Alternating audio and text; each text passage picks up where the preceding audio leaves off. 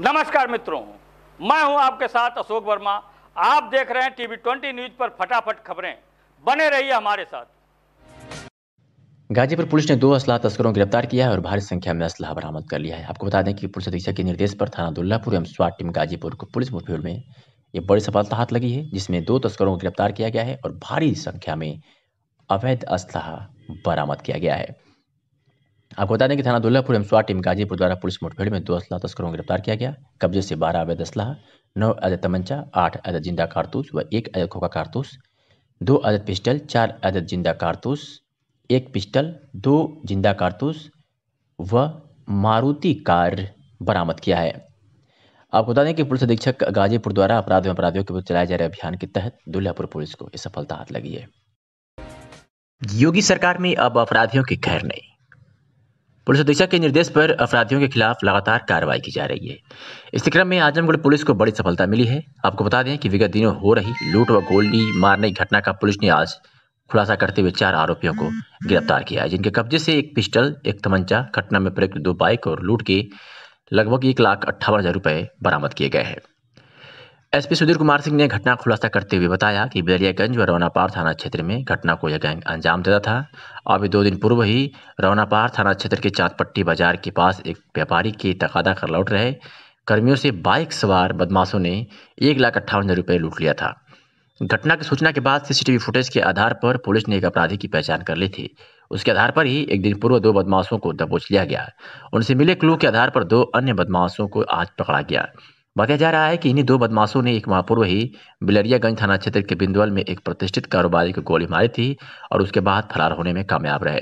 तो वहां भी घटनास्थल से सीसीटीवी फुटेज के आधार पर बाइक की पहचान की गई थी, जो इन अपराधियों के पास से मिली है।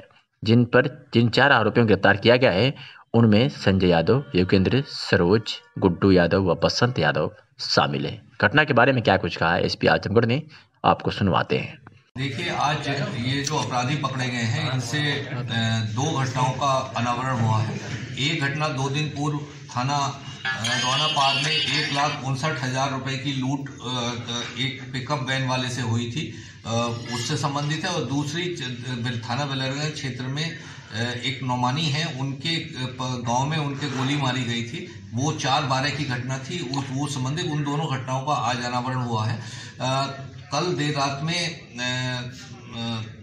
2 अभियुक्त पुलिस मुठभेड़ में गिरफ्तार हुए थे, जिनसे लूटी गई रकम, जो कि रौनापार क्षेत्र में लूटी थी, उसके 1,20,000 रुपए बरामद हुए। उनसे 1 रिवॉल्वर, 1 तमंचा और मोटरसाइकिल बरामद हुई थी। इन दोनों अभियुक्तों द्वारा जो 4/12 की घटना है, नौमानी को गोली मारने वाली, वो भी इनके द्वारा कारित की गई थी और उसमें प्रयुक्त अपाची, जो व्हाइट अपाची थी, वो इनसे बरामद हुई है। इनसे पूछताछ पर 2 और अभियुक्त सामने हैं, जिन्हें आज गिरफ्तार किया गया है। उनसे बचे हुए 38,000 रुपए उनसे बरामद किए गए हैं। इस तरह से ये 4 अभियुक्त गिरफ्तार हुए हैं और लगभग पूरी रिकवरी 1,59,000 में से 1,58,000 रुपए की, जो कि लगभग 100% रिकवरी है, वो इनसे हुई है। इनके पास से एक और मोटरसाइकिल बरामद हुई है, जो बाद वाले पकड़े गए 2 अभियुक्त हैं, जो इस लूट वाली घटना में प्रयुक्त हुई थी। तो इस तरह से 2 मोटरसाइकिल हैं, 1 रिवॉल्वर, 1 तमंचा है और ये 1,58,000 रुपए टोटल रिकवरी इनसे की गई है। ये एक उत्कृष्ट कार्य है, जो कि थाना बिलरियागंज के एसओ और रौनापार की जो पुलिस टीम है, उनके द्वारा मिलकर किया गया है और इस पूरी टीम को मेरे द्वारा 25,000 रुपए का इनाम अपनी तरफ से घोषित किया गया है। सर, फर्स्ट प्रेमा फिसाई, ये जो लोग हैं, क्या किसी गैंग से इनपुट है इनका, या किस तरीके से असलाह इनके पास आता है, फिर गोली मार देते तो किसी आपराधिक गैंग से इनका वास्ता है? देखिए, ये नौमानी के गांव के एक और हैं, जो थोड़ा सा अवैध कार्यों में लिप्त रहते हैं और उनसे, क्योंकि ये नौमानी वहाँ कुछ टोका टाकी किया करते थे, उस रंजिश पर इन्हें गोली की थी। ये उनके शागिर्द हैं जो पकड़े गए हैं और ये जो इसमें जो संजय यादव है, ये पहले भी कई घटनाओं में शामिल रहा है, लेकिन इसके द्वारा ये अभी तक लाइट में नहीं आया था, पकड़ा नहीं गया था और आज पहली बार पकड़ा गया है।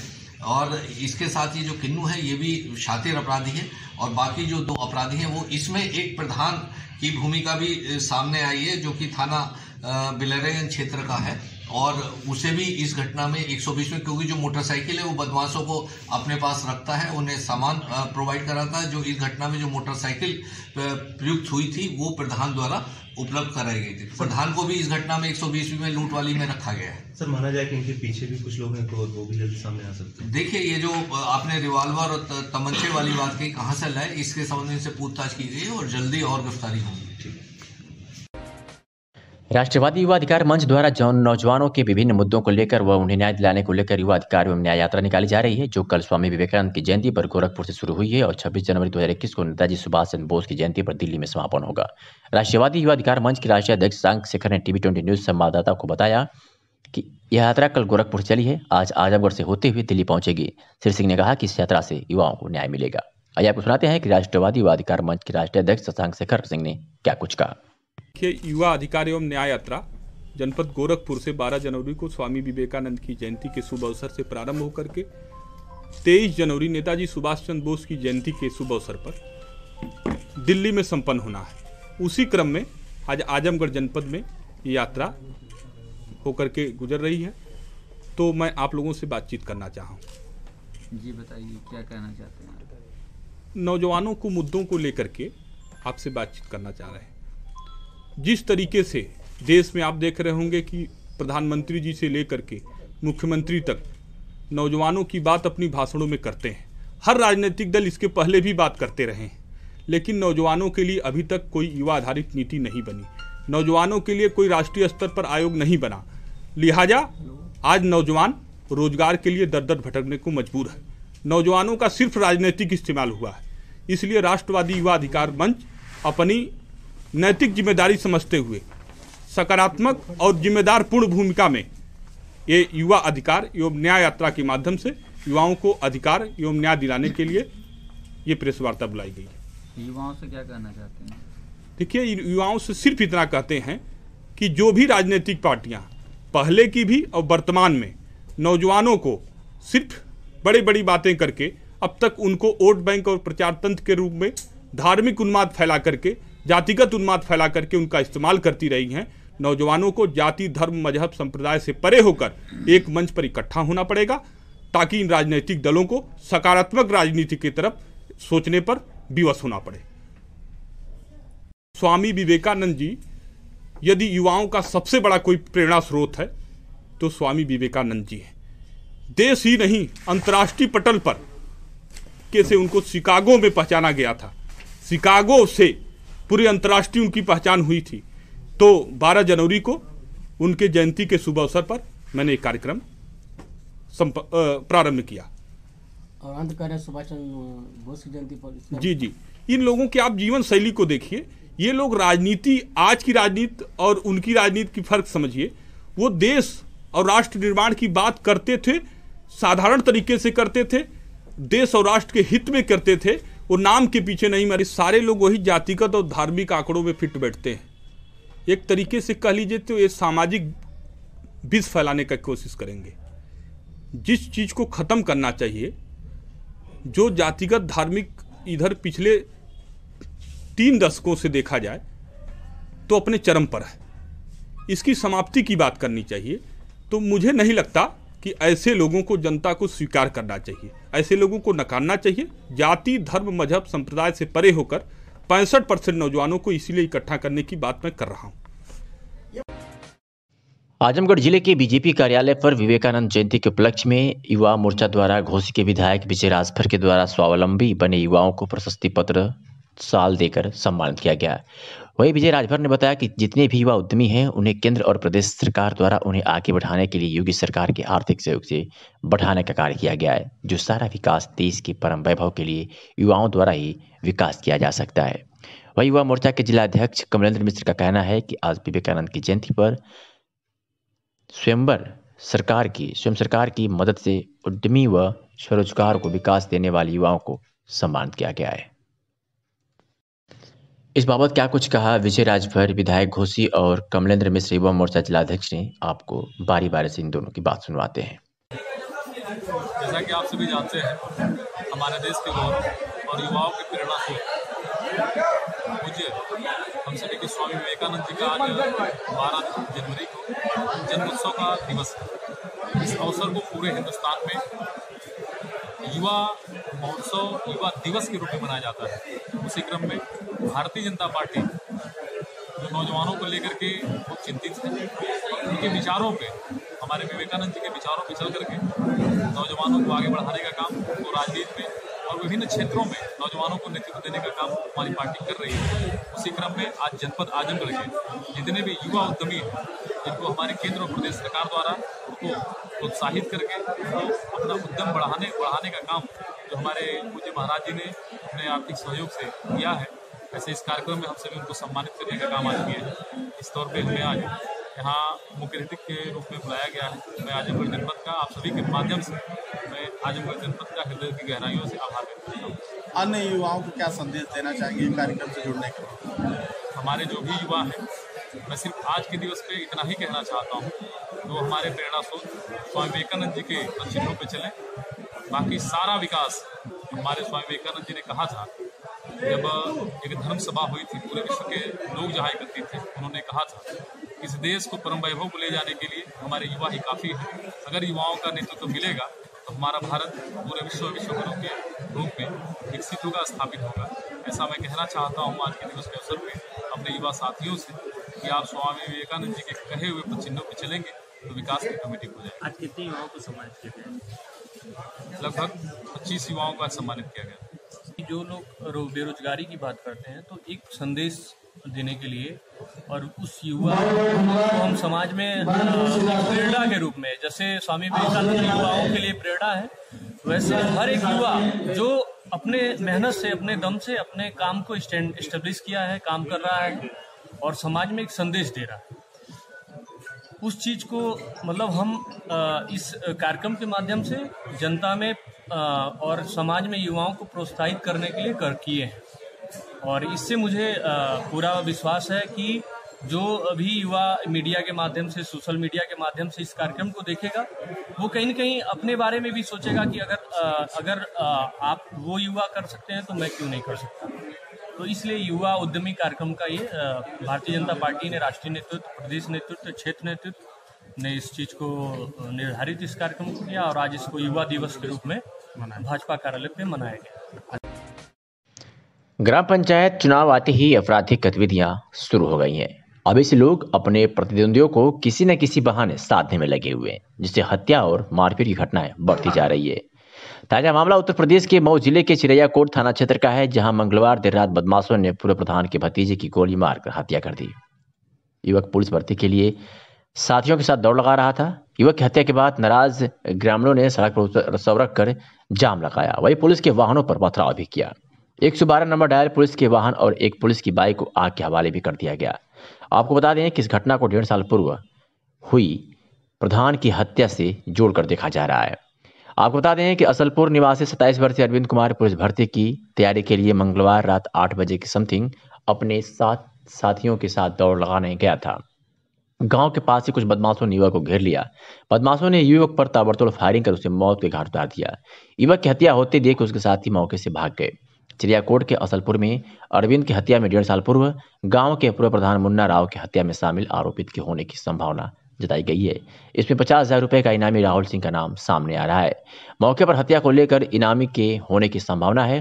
थानाध्यक्ष रुपेश कुमार सिंह का कहना है कि बदमाश की गिरफ्तारी के लिए प्रयास जारी है। बताया जा रहा है कि अरविंद कुमार पूर्व प्रधान मुन्ना राव के बेटे का मित्र था। जिसकी सरकार हो उसे ही न्याय न मिले तो इसे क्या कहा जाएगा। आजमगढ़ में एक ऐसा ही नजारा देखने को मिला है, जहां भारतीय जनता पार्टी जिला मंत्री महेंद्र मौर्य ने जनहित के साथ सुधरी मांगों को लेकर विगत 51 दिनों से धरने पर बैठे हुए थे, जिसे भाजपा प्रदेश महामंत्री अनुप गुप्ता और जिलाध्यक्ष आजमगढ़ सदर ध्रुव सिंह से वार्ता के बाद धरने को 3 महीने के लिए मौर्य द्वारा स्थगित किया गया है। इस अवसर पर जिला महामंत्री विनोद उपाध्याय ने धरना स्थल पर पत्रकारों से वार्ता करते हुए कहा कि यदि प्रशासन जनहित के साथ समस्याओं का समाधान 3 महीनों में नहीं करता है तो भाजपा जिला संगठन जिलाध्यक्ष आजमगढ़ सदर ध्रुव सिंह के नेतृत्व में आगे की कार्रवाई करने के लिए स्वतंत्र है, जिसकी जिम्मेदारी पूर्ण रूप से जिला प्रशासन की होगी। वही धरने पर बैठे जिला मंत्री महेंद्र मौर्य ने कहा कि भाजपा प्रदेश महामंत्री अनुप गुप्ता और जिलाध्यक्ष आजमगढ़ सदर ध्रुव सिंह से वार्ता कर मैं धरने को 3 महीने के लिए स्थगित कर रहा हूं।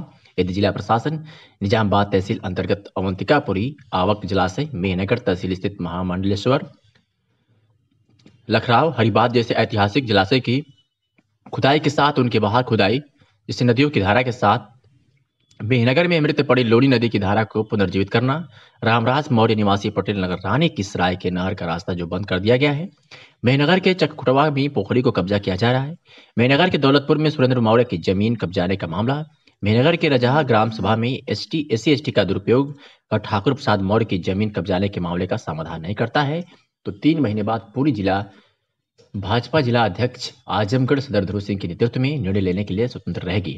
इस अवसर पर राष्ट्रीय कार्य समिति किसान मोर्चा ऋषिकेश दुबे, जिला महामंत्री विनोद उपाध्याय, जिला मीडिया प्रभारी विवेक निषाद, जिला कोषाध्यक्ष मयंक गुप्ता, दीपक चतुर्वेदी आदि उपस्थित रहे। क्या कुछ कहा महेंद्र मौर्य जिला मंत्री भाजपा ने, आपको सुनाते हैं। आश्वासन मिला है कि काम होगा, लेकिन काम में जो विलम्ब हो रहा है, जो निचले स्तर के जो अधिकारी हैं वो देश बस कार्य कर रहे हैं जिले में। इनके लिए मैं बैठा था, आज 51 दिन पूरा हुआ है। संगठन के निर्देश के क्रम में 3 महीना के लिए धरना स्थगित किया जा रहा है।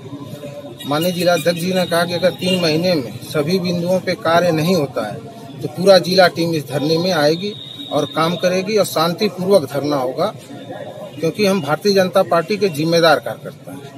हमारे जलाशय जो स्नान मेला लगते हैं, अवंतिकापुरी आवक जो मृत नदी की बात चल रही है, जो हमारे एजेंडे में है, उसको इनको कार्य करना पड़ेगा। जिला प्रशासन को निष्पक्ष तरीके से जो भी रास्ते रुके हैं, जो लोग रोके हैं, उन पर पूरी कार्रवाई करनी पड़ेगी, रास्ता खोलना पड़ेगा।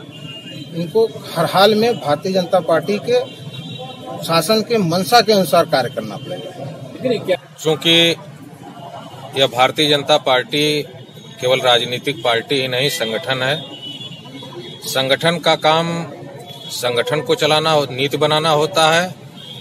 सरकार का काम नीति बनाना और संगठन का काम रणनीति बनाना होता है। तो संगठन रणनीति के तहत अपने माननीय प्रदेश महामंत्री जी और जिला अध्यक्ष जी के वार्ता के क्रम में ही मैं यहाँ आया हूँ और अपने महेंद्र मौर्य जी के इस धरने को समाप्त करा रहा हूँ। लेकिन संगठन का हिस्सा ये भी है, तो संगठन कभी उनके साथ क्यों नहीं खा रहा? उनके आंदोलन में इनकी मांगे सभी जायज हैं। हम लोग भी बहुत दिनों से इनके आंदोलन से जुड़े रहे हैं। वो ऐसी नहीं है जो पूरी नहीं की जा सकती है, लेकिन अधिकारियों की हठधर्मिता के कारण से कभी नहीं पूरी होगी। उसमें अपने जिला अध्यक्ष जी ने अधिकारियों से वार्ता किया, महेंद्र मौर्य जी से भी वार्ता किए और इस निष्कर्ष पर पहुंचे कि अभी इसको 3 महीने तक स्थगित करके उनको कुछ समय दिया जाए, उसके बाद फिर निर्णय लिया जाएगा। और ये खबर लखनऊ से है, जहां भाजपा विधायक संगीत सोम का एक बड़ा बयान सामने आया है, जिसमें उन्होंने कहा है कि जो मुसलमान देश के वैज्ञानिकों, पुलिस और प्रधानमंत्री पर भरोसा नहीं करते हैं, वे पाकिस्तान चले जाएं। उन्होंने कहा कि जिनकी आस्था पाकिस्तान में, वो पाकिस्तान चले जाएं। क्या कुछ कहा भाजपा के तेज तर्रार विधायक संगीत सोम ने, आपको सुनवाते हैं। को भी भरोसा नहीं करते। दुर्भाग्य यही है कि देश के कुछ मुस्लिम देश पर भरोसा नहीं करते, देश के वैज्ञानिक पर भरोसा नहीं करते। हमारी इसी बात की लड़ाई है कि आप अपने देश के वैज्ञानिक पर भरोसा नहीं करते, देश की पुलिस पर भरोसा नहीं करते, देश के प्रधानमंत्री पर भरोसा नहीं करते। उनकी आस्था पाकिस्तान में है तो पाकिस्तान में चले जाएं, यहाँ के वैज्ञानिकों पर आस्था और उनकी वैज्ञानिकता पर कोई शक न करें। Thank you. आजमगढ़ के नेहरू हाल में जिला पंचायत अध्यक्ष मीरा यादव ने प्रेस वार्ता में अपने 5 साल के कार्यकाल की उपलब्धियों के बारे में विस्तार से बताया। इन 5 वित्तीय वर्षों में 227 करोड़ 37 लाख के सापेक्ष 2400 निर्माण कार्य कराए गए। निर्माण कार्यों की गुणवत्ता का विशेष ध्यान रखा गया। गुणवत्ता पर कार्य कराए जाने पर शासन द्वारा विशिष्ट ग्रांट भी उपलब्ध कराई गई। प्रधानमंत्री द्वारा देश में गुणवत्तापूर्वक व समयानुसार अच्छे कार्य कराए जाने के लिए प्रदेश में 6 जिला पंचायतों में जनपद आजमगढ़ नंबर 1 पर है। जिला पंचायत द्वारा गुणवत्तापूर्ण पिच सड़कों, सीसी रोडों, नाली व नालों, जिला panchayat resource centre hot mix से 53 किलोमीटर पिच सड़कों का निर्माण कराया गया। पूरे जनपद में कम गांव ही बचे होंगे जहां पर जिला पंचायत द्वारा निर्माण कार्य न हुआ हो। जिला पंचायत अध्यक्ष ने कहा कि पूरे कार्यकाल में सदस्यों, अधिकारियों, कर्मचारियों का पूर्ण सहयोग मिला। क्या कुछ कहा सुनवाते हैं। जो पिछले 5 साल का कार्यकाल था, कार्यकाल रहा है, बहुत ही अच्छा रहा है और हमारे सदस्यों का बहुत ही सहयोग रहा। और जो भी शासनादेश था उसके निर्देशानुसार हम लोगों ने जो भी पैसा आया, चाहे राज्य वित्त में चाहे ग्राम वित्त में, तो उसका हम लोग बहुत ही ईमानदारी से और पारदर्शितापूर्वक जिला पंचायत के द्वारा ज़िले में काम कराने का काम किया गया। आज ज़िले में कहीं भी आप देखेंगे सारी सड़कें जो है बहुत ही गुणवत्तापरक तरीके से बनाई गई हैं और अधिकारियों को भी सख्त निर्देश दिया गया था कि कहीं भी काम में कोई कमी न आए। और हमारा जो 5 साल में 227 करोड़ 37.49 लाख जो पैसे के सापेक्ष था और 2400 निर्माण कार्य पूरे जिले में कराया गया है। देखिए अभी नहीं राजनीति है, हम लोगों ने राजनीति में ईमानदारी से काम किया। जो भी पैसा था हम लोगों ने ईमानदारी से जनता की सेवा की और ज़िले का विकास किया। हम लोगों ने अपने लिए जो होना चाहिए राजनीति में उस हिसाब से हम लोगों ने काम किया। राजनीति में दुश्वारियां और तकलीफ़ें ये जोड़ी रह जाती हैं। राजनीति संघर्ष के माध्यम से हर व्यक्ति मेहनत करके लोगों के बीच में जा करके और उनके स्नेह आशीर्वाद को पा करके आता है, चुना जाता है। और इसमें बहुत से लोग ऐसे होते हैं जो राजनीति को धर्म समझते हैं। राजनीति के माध्यम से वो समझते हैं कि समाज में जो हमको दायित्व मिला है, संविधान के अनुसार जो दायित्व मिला है, उस दायित्व का निर्वहन किया जाए, ईमानदारी से उसको पूरा किया जाए। उस कड़ी में हम लोगों ने प्रयास किया, चाहे मैं जिला पंचायत के अध्यक्ष के रूप में 2005 से 2010 तक था और चाहे माननीय मीरा यादव जी 2012 से 2020 तक रहीं। ये प्रयास किया गया कि जिला पंचायत आजमगढ़ का सम्मान कभी घटने न पावे। बहुत जिला पंचायतों के बारे में धारणा खराब रहती है, अधिकारी और नेता उसको दूसरे तरीके से कहते हैं, लेकिन आजमगढ़ की जिला पंचायत के बारे में मैं समझता हूं कि आज पूरे प्रदेश में चर्चा है कि आजमगढ़ में जिला पंचायत बहुत ही ईमानदारी से काम किया। हमारे अधिकारी जिला पंचायत अध्यक्ष जी के निर्देशों के अनुसार ईमानदारी से लग करके सारी योजनाओं का क्रियान्वयन उन्होंने करने का काम किया। और मैं समझता हूं कि जिस तरह का हम लोगों के बीच में अधिकारियों, कर्मचारियों और माननीय सदस्यों का आपस में सहयोग रहा, यह भी एक बहुत ही दूसरी जगहों से भिन्न है। लोगों का प्यार, स्नेह सब मिला, सदस्यों का भी सहयोग मिला और हमारे अधिकारी, कर्मचारी सब लोग लग करके काम किए। और निश्चित तौर पर आजमगढ़ के जिला पंचायत ने प्रयास किया कि यहाँ की गुणवत्ता, यहाँ के कार्यों की चर्चा दूसरे जगहों पर हो। उस मामले में हम सफल रहे और हम लोगों ने राजनीति को पेशा के रूप में नहीं बल्कि राजनीति को सेवा धर्म के रूप में मान करके हम लोगों ने पूरे 15 साल काम किया है। और निश्चित तौर पर हमारा आगे भी ये प्रयास रहेगा, जब भी कोई दायित्व मिलेगा हम लोग उस दायित्व को ईमानदारी, निष्ठा से जनता की सेवा समझ करके हम लोग करने का काम करेंगे। ये हमारा, हम लोगों का सबका ये संकल्प है। बहुजन मुक्ति पार्टी के राष्ट्रीय अध्यक्ष BL मातंग का आजमगढ़ के आगमन पर बहुजन मुक्ति पार्टी के कार्यकर्ताओं ने बड़े हर्ष के साथ फूल मालाओं के साथ भव्य स्वागत किया। साथ में राष्ट्रीय अध्यक्ष पिछड़ा वर्ग मोर्चा के विकास चौधरी पटेल और जितेंद्र कुमार राजभर बहुजन मुक्ति पार्टी के प्रदेश की युवा अध्यक्ष और प्रदेश प्रवक्ता का भी स्वागत किया गया। राष्ट्रीय अध्यक्ष BL मातंग ने कार्यकर्ताओं को संबोधित करते हुए कहा कि हम लोगों को त्रिस्तरीय जिला पंचायत और ग्राम पंचायत का चुनाव बड़े मजबूती के साथ लड़ना है और 2022 में प्रदेश की 403 विधानसभा पर भी बहुजन मुक्ति पार्टी अपने प्रत्याशी को चुनाव मैदान में उतारेंगी। और BL मातंग ने कहा कि देश में किसान आंदोलन जो चल रहा है, हम और बहुजन मुक्ति पार्टी के सभी कार्यकर्ता जाहिर समर्थन करते हैं। क्या कुछ कहा, सुनवाते हैं। बहुजन मुक्ति पार्टी राष्ट्रीय अध्यक्ष BL मातंग, 18 कमिश्नरी में हमारा कार्यकर्ता का मिलन समारोह चालू है ताकि हम लोग 2022 की तैयारी पूर्व तैयारी करे ग्रास रूट पर जाकर। तो उसके तहत कार्यकर्ताओं को 2021 में नई कमेटी और नया प्लान के साथ, फ्यूचर प्लान के साथ कार्यकर्ताओं के साथ मुलाकात करने के लिए इधर आजमगढ़ आए हुए थे। आप मतलब चुनाव लड़ा रहे हैं, क्या निचले स्तर से लेकर ऊपरी तक चुनाव की ही तैयारी चल रही है ग्रास रूट पर। 18 कमिश्नरी में जाकर, जिलों में जाकर और जिले के अंतर्गत जितनी विधानसभा में जाकर संगठनात्मक रूप से हम लोग पार्टी को मजबूत कर रहे हैं, ताकि चुनाव की तैयारी में वो संगठन का जो बेज होगा उसके आधार पर थी।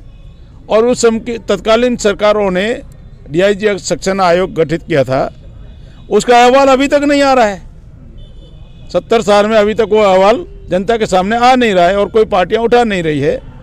तो ऐसे बहुत सारे मुद्दे हैं, इन मुद्दों के आधार पर हम चुनाव में जा रहे हैं। जनता से क्या कहेंगे? जनता से ये कहना चाहते हैं कि आपकी वोटों की, आपका जो वोट बैलेट पेपर से जब आप देते थे तो आपको ये यकीन और तसल्ली होता था कि मेरा वोट मैंने दिया है, कहाँ मोहर लगाया और बैलेट पेपर डाला। आजकल आपका वोट कहाँ जा रहा है आपको मालूम ही नहीं पड़ा है। विकसित देशों में, विकसित अमेरिका, जापान, कैलिफोर्निया, फ्रांस, 120 दुनिया के देशों में EVM पर बैन है। तो भारत में भी EVM पर बैन होना चाहिए, ताकि सही आपके वोटों का सही मूल्य हो और सही तरीके से लोकतंत्र को सही दिशा में लेके जा सके। तो इस मुद्दे पर जनता को भी आह्वान करना चाहते हैं कि बैलेट पेपर का डिमांड करना चाहिए। आज आजमगढ़ में हमारे बहुजन मुक्ति पार्टी के राष्ट्रीय अध्यक्ष माननीय VL मातंग साहब का आगमन हुआ है और राष्ट्रीय अध्यक्ष जी का हमारे कार्यकर्ताओं से मीटिंग हुई है कि ग्राम पंचायत से लेकर के, जिला पंचायत से लेकर के, विधानसभा से लेकर के लोकसभा तक पूरे मजबूती के साथ कमरबद्ध करके और चुनाव में हम लोग चुनाव में उतारेंगे और लड़ेंगे। यही मेन हमारा आज का एजेंडा है।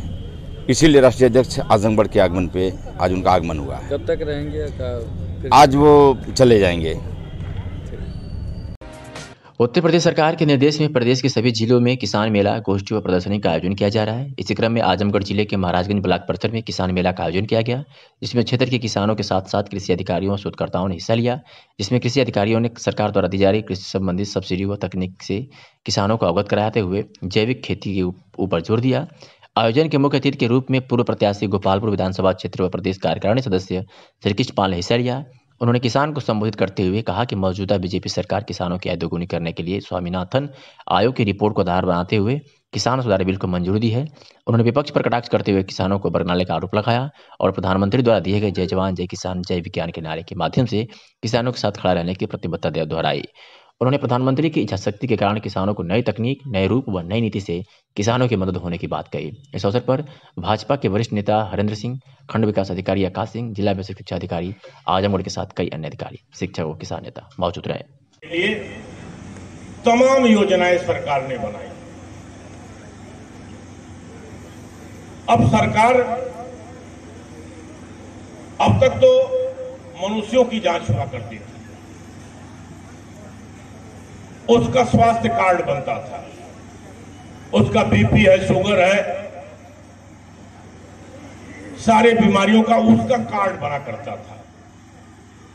लेकिन इस सरकार ने जोर दिया, पहले भी हुआ था, लेकिन इस सरकार ने इस पर भी जोर दिया कि अब आपके जमीन का, आपके खेत का भी सॉइल हेल्थ कार्ड बने। आपके हर खेत की मिट्टी की जांच हो, उस मिट्टी में जिंक की कमी है या नाइट्रोजन की कमी है, फास्फोरस की कमी है, उसकी भी जांच हो, उसका भी एक कार्ड हो, जमीन के स्वास्थ्य का भी एक कार्ड हो। यह सरकार की प्राथमिकता में है। इसी तरह से पशुपालन विभाग से आदरणीय डॉक्टर संजय जी ने बताया, पशुओं का भी एक हेल्थ कार्ड। देवगांव में आइडियल जर्नलिस्ट एसोसिएशन की एक आवश्यक बैठक लालगंज तहसील अध्यक्ष अनिल कुमार सिंह की अध्यक्षता में आयोजित की गई। सुजीत कुमार यादव तथा सारिक अहमद को सदस्यता भी प्रदान की गई। वरिष्ठ उपाध्यक्ष प्रशांत शुक्ला ने कहा कि नवीनीकरण शुल्क कोषाध्यक्ष मानिक चंद गुप्ता के यहाँ जमा करवा कर सभी लोग नए कार्ड का नवीनीकरण करा ले। इस अवसर पर संरक्षक प्रेमचंद मिश्रा, जिला महामंत्री मकसूद आजमी, तहसील अध्यक्ष लालगंज अनिल कुमार सिंह, उपाध्यक्ष प्रशांत कुमार शुक्ला, कोषाध्यक्ष मानिक चंद गुप्त, फरहान अहमद खान, महामंत्री मैकस आजमी, मीडिया प्रभारी मोहम्मद यासिर, सारिफ अहमद, अजीत सिंह, सुजीत कुमार यादव आदि प्रमुख रूप से उपस्थित रहे। संगठन से संबंधित मजबूत करने पर विचार किया गया। सदस्यता शुल्क जमा करने पर विचार किया गया। पत्रकारों के साथ किसी तरह का कहीं उत्पीड़न हो जिसके संबंध में चर्चा की गई, मजबूती से प्रतिकार किया जाएगा। और उसके बाद 2021 में सदस्यों को उनके अगले साल के लिए भविष्य की शुभकामना दी गई। आजमगढ़ के सगड़ी तहसील क्षेत्र के नगर पंचायत जैनपुर में श्री राम मंदिर निर्माण अभियान निधि के तहत शोभा यात्रा निकाली गई, जो विभिन्न मार्गों से होती हुई जैनपुर के रामलला मैदान पर समाप्त हुई। इसके पूर्व जैनपुर में खंड कार्यालय का शुभारंभ मंत्रोच्चार के द्वारा जिला प्रचारक अम्बेश के द्वारा संपन्न हुई। उसके उपरांत श्री राम मंदिर शोभा यात्रा जैनपुर रामलीला मैदान से होते हुए डाक बंगला दोहरी घाट मार्ग पर हाइल कॉलोनी से होते हुए अजमतगढ़ नगर पंचायत से गुजरते हुए पुनः लगभग 4 बजे जैनपुर के रामलीला मैदान पर समाप्त हुई। राम जन्मभूमि निधि समर्पण अभियान की पदयात्रा है, जो जीयनपुर में अजमतगढ़ खंड के जीयनपुर में कार्यालय अजमतगढ़ खंड का बनाया गया है। निधि समर्पण कार्यालय है वो, वहाँ विधिवत हवन पूजन श्री अम्बेश जी जिला प्रचारक के द्वारा किया गया है, विधिवत हवन पूजन के साथ। फिर उसके बाद ये पद यात्रा निकाली गई है रामलीला मैदान जीयनपुर से। जीयनपुर के चारों अजमतगढ़ से जीयनपुर से फिर अजमतगढ़ और चारों सड़कों पे पदयात्रा निकाली गई है। फिर वहाँ से अजमतगढ़ आया है। अजमतगढ़ नगर पंचायत कार्यालय से पुनः रामलीला मैदान में ये पदयात्रा समाप्त होगी। ये जन जागरण पदयात्रा है, सभी हिंदुओं को जागृत करना है और श्री रामचंद्र जी का भव्य मंदिर अयोध्या में निर्माण करवाना है। आजमगढ़ के central public school Jafarpur Azamgarh में नारी शक्ति सम्मान समारोह 2021 का आयोजन हुआ। इस कार्यक्रम में विद्यालय के कक्षा 9 से 12 के छात्रों के साथ उनके महिला अभिभावकों ने भी भाग लिया। संस्था के संस्थापक अयाज अहमद खान एवं प्रबंधक नवाज अहमद खान ने समारोह में आए हुए सभी लोगों का स्वागत करते हुए नारी शक्ति सम्मान और सशक्तिकरण की महत्ता पर प्रकाश डाले और कहा कि जिले, प्रदेश व देश के उत्थान के लिए नारी का सशक्त होना अति आवश्यक है।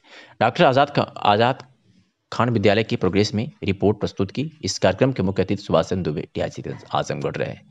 इस कार्यक्रम को मां सरस्वती की प्रतिमा पर माल्यार्पण और दीप प्रज्वलित कर समारोह का शुभारंभ किया गया और कहा कि 21वीं सदी देश और प्रदेश के समाज की महिलाओं की सदी है। इस अवसर पर नारियों पर हो रहे शोषण वार्डर के प्रति जागरूक करते हुए कहा कि किसी भी छात्रा और महिला को डरने की जरूरत नहीं है, क्योंकि प्रदेश सरकार के आदेशानुसार जनपद में नारी शक्ति को मजबूत करने के लिए हर खाने पर महिला आरक्षक की नियुक्ति की गई है।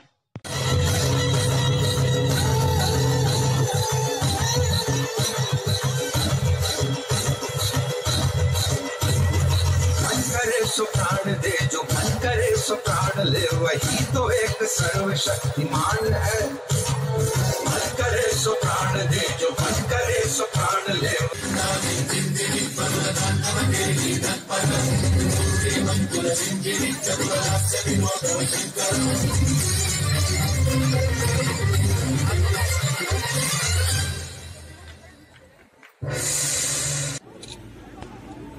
विद्यालय के प्रांगण में महिला सशक्तिकरण से संबंधित विषय पर जो महिलाएं जनपद में काफ़ी दिनों से बहुत अच्छा कार्य कर रही थी, उनके सम्मान का कार्यक्रम विद्यालय के आयोजक द्वारा रखा गया था। इसके साथ ही साथ